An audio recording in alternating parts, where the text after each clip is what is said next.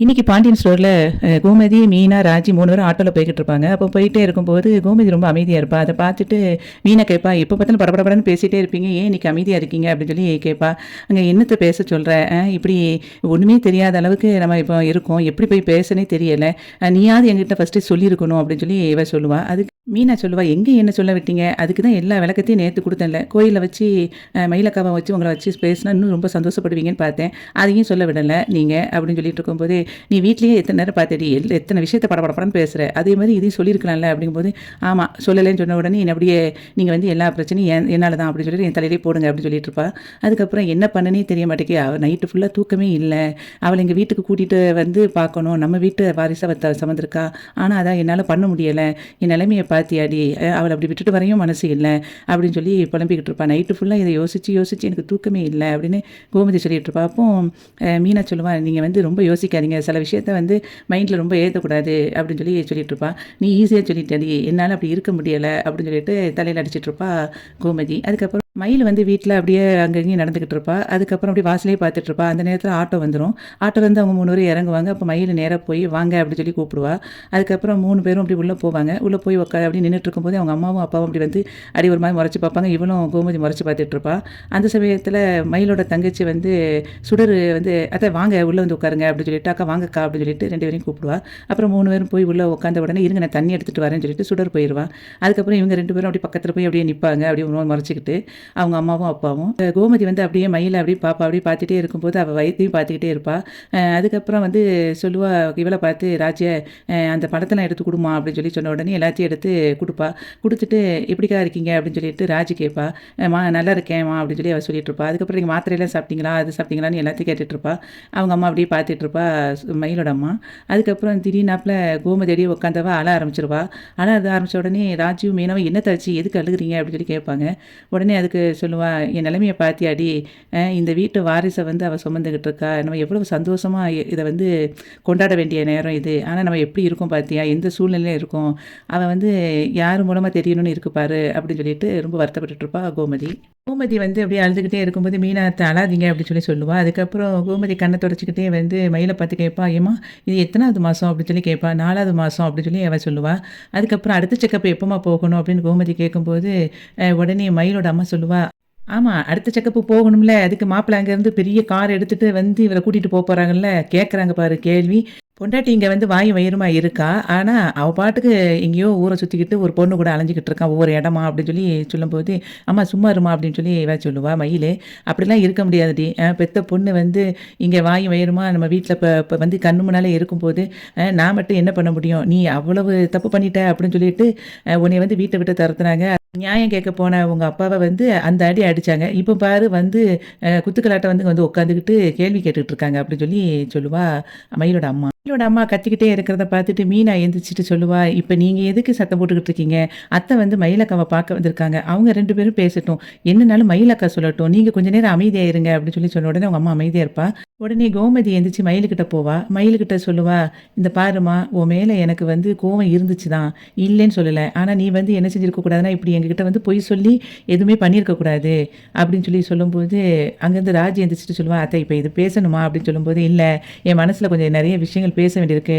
அதையெல்லாம் பேசிருந்தேன் ராஜி." அப்படின்னு சொல்லிட்டு மயிலுக்கிட்ட சொல்லுவா, "இங்க பாரும்மா, எனக்கு வந்து நீ இப்படி பொய் சொல்லியிருக்கவே கூடாதுன்னு நான் நெனைக்கிறேன். நீ அப்படி வந்தா கூட எங்க வீட்ல எல்லா இடத்துலயும் உண்மைய சொல்லியிருந்திருக்கலாம். எங்களுக்கு வந்து உன்னோட வயசோ, அதுக்கப்புறம் நீ வந்து படிப்போ எதுவுமே எங்களுக்கு வந்து பிரச்சனை கிடையாது. உன்னைய வந்து உங்க வீட்டுக்கு நாங்க போக சொன்னோம் தான். ஆனா, உன்னைய அப்படியே நிரந்தரமா அங்கேயே இருக்க வைக்கணுங்கிறதெல்லாம் எங்களுக்கு எண்ணம் கிடையாது. ஆனா, ஏதாவது ஒரு வழியில சமாதானம் ஆயிரலாம் அப்படின்னு நெனச்சுக்கிட்டு இருக்கும்போது, நீ என்ன பண்ணிட்ட? கோர்ட்டு, கேஸ்ன்னு எங்கள அலைய விட்டுட்ட. நான்லாம் வாழ்க்கையில வந்து கோர்ட்டுக்கு போய் இருப்பேன்னு சொல்லி நெனச்சு பார்த்தேனா? ஜெயில்லலாம் இருப்பேன்னு நெனச்சேனா? ஆனா, எங்கள வந்து அந்த அளவுக்கு கஷ்டப்படுத்திட்ட." அப்படின்னு சொல்லிட்டு இருக்கும்போதே மயிலோட அம்மா அங்கேருந்து வந்துட்டு சொல்லுவா, "என்னங்க பேசிட்டு இருக்கீங்க? இந்த மாதிரி வந்து அவள திரும்ப குறை சொல்றதுக்கு தான் அங்கேருந்து இவள பார்க்க வந்தேன்னு சொல்லி சொன்னீங்களா?" அப்படி சொல்லும்போது ராஜி வந்து உடனே சொல்லுவா, "ஏங்க உங்களால சமாதானமாவே பேச முடியாதா? ஏதாவது ஒண்ணு பேசிக்கிட்டே இருக்கீங்க. அத்தை அவங்க கிட்ட பேசட்டும். மயில் அக்காவுக்கு பிடிக்கலைன்னா அத அவங்க சொல்லட்டும். நீங்க கொஞ்ச நேரம் அமைதியா இருங்க." அப்படின்னு சொல்லும்போது, மயில் வந்து சொல்லுவா, "ஏம்மா கொஞ்ச நேரம் அமைதியா இரும்மா." அப்படிம்பா. ஆனா அவங்க அம்மா சொல்லுவா, "அப்படிலாம் என்னால இருக்க முடியாது மயிலு. நான் அமைதியாலாம் இருக்க மாட்டேன்." அப்படின்னு சொல்லி சொல்லிக்கிட்டு இருப்பா. உடனே அதுக்கு அப்புறம் வந்து கோமதி சொல்லுவா, இந்த பாரும்மா, மீனா வந்து வேலைக்கு நீ போறதா சொன்னாமா அப்படின்னு சொல்லிட்டு மயிலுக்கிட்ட கோமதி சொல்லுவா. அப்போ உடனே அதுக்கு மயிலோட அம்மா சொல்லுவா, "அதுக்காக இப்ப வேலைய போக்கூடாதுன்னு சொல்ல போறீங்களா? புருஷனால கைவிடப்பட்ட ஒரு பொண்ணு என்ன பண்ண முடியும்? வேலைக்கு போய் தான் சம்பாதிக்க முடியும். ஆனா உங்க பையன் என் பொண்ண பார்த்து என்ன வார்த்தை சொன்னாரு தெரியுமா அன்னைக்கு? அதெல்லாம் கேட்டா மனசு தாங்குமா? பெத்த வயிறு பத்திக்கிட்டு எரியுது." அப்படின்னு சொன்ன உடனே அதுக்கு வந்து கோமதி சொல்லுவா, "ஏம்மா அவனுக்கிட்ட அவன் சொன்னது வந்து பெரிய தப்பு தான். மன்னிக்க முடியாத தப்புதாம்மா. நான் அவன் பேசினதுக்காக உன்கிட்ட நான் மன்னிப்பு கேட்கிறேன்." அப்படின்னு சொல்லிட்டு அவ கையெடுத்து கும்பிடுவா. உடனே மயில் வந்து, "அத்தை சும்மா இருங்க அத்தை" அப்படின்னு சொல்லிட்டு இருக்கும்போதே திரும்ப கோமதி சொல்லுவா, "இவ்வளோ பிரச்சனை போய்க்கிட்டு இருக்கனால உன் குழந்தைய அப்படியே நாங்க அம்போன்னு விட்டுற மாட்டோமா?" அப்படின்னு சொல்லும்போது, மயிலோட அம்மா உடனே சொல்லுவா, "குழந்தைய அம்போன்னு விட்டுற மாட்டோம்னா, அப்ப என்ன அர்த்தம்? இவள அம்போன்னு விட்டுருவீங்களா?" அப்படின்னு கேட்பா. அதுக்கு உடனே அவ வந்து திரும்பிக்கிட்டு அவங்க அம்மா பார்த்து சொல்லுவா, "அப்போ நாங்க என்ன செய்யணும்னு நினைக்கிறீங்க? இவள கையோட கூட்டிட்டு போகணும்னு சொல்றீங்களா? அப்படி எங்களால இப்போ கூட்டிட்டு போ முடியுமா? அப்படியே ஒரு காரியம் பண்ணி வச்சிருக்கீங்க நீங்க. கோர்ட்ல எங்கள வரதட்சணை கேஸ், அந்த கேஸ், இந்த கேஸ்ன்னு ஏகப்பட்ட கேஸ் குடுத்து வச்சிருக்கீங்க. நான்லாம் ஜெயிலுக்கு போவேன்னு நினைச்சு கூட பார்க்கல. இனி அந்த அளவுக்கு போக வச்சுட்டீங்க. அதையெல்லாம் ஒதுக்கி வச்சுட்டு உங்க பொண்ண நாங்க வீட்டுக்கு இப்போ உடனே கூட்டிட்டு போ முடியுமா? அதெல்லாம் பண்ண முடியாதுங்க." அப்படின்னு இவ சொல்லிக்கிட்டு இருப்பா கோமதி.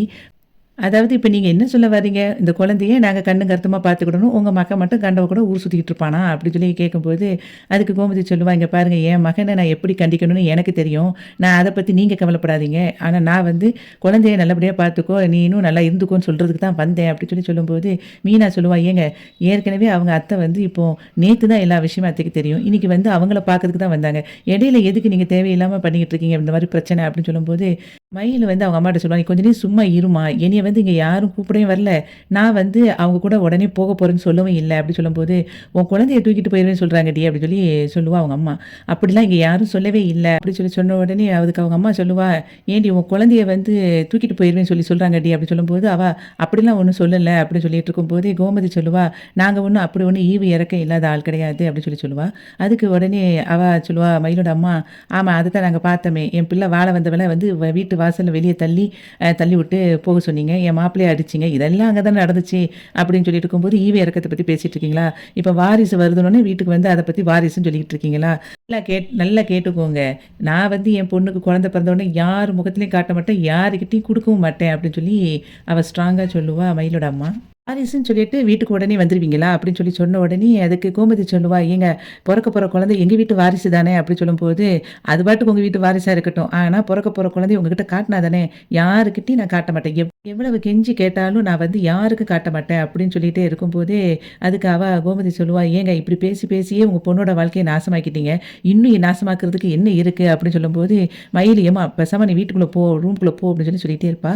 அதுக்கு, "அப்படிலாம் போகவே மாட்டேன்டி. இவங்கள கேட்கிற கேள்விய கேட்காம நான் போகவே மாட்டேன்." அப்படின்னு சொல்லிக்கிட்டே இருக்கும்போதே அவங்க அப்பாவும் சொல்லுவாரு, "அவ கேட்கறதுல என்ன தப்பு இருக்கு?" அப்படின்னு சொல்லிட்டு 2 பேரும் மாறி மாறி எல்லாரும் ஆர்கியூ பண்ணிக்கிட்டு இருப்பாங்க. எல்லாரும் ஆர்கியூ பண்றத பார்த்த உடனே மயிலு, "கொஞ்சம் நிறுத்துங்க." அப்படின்னு சொல்லிட்டு ஸ்டாப் பண்ணுவா அந்த ஆர்கியூமெண்ட்ட. அதுக்கப்புறம் சொல்லுவா, "அவங்க எல்லாரும் என்கிட்ட பேச வந்திருக்காங்க. அதனால அவங்க பேச வேண்டியத பேசட்டும். அதுக்கு இங்க இருந்தா தானே நீங்க பேச விட மாட்டீங்க. நான் வந்து இப்போ உள்ள போறேன்." அப்படின்னு சொல்லிட்டு மயில் வந்து 3 பேரையும் "வாங்க உள்ள." அப்படின்னு சொல்லிட்டு கூட்டிட்டு உள்ள பெட்ரூம்குள்ள போயிருவா. அந்த மாதிரி இன்னைக்கு வந்து பாண்டியன் ஸ்டோர் முடிஞ்சது. வீடியோவுக்கு ஒரு லைக் குடுத்து சேனலை சப்ஸ்கிரைப் பண்ணுங்க. நன்றி.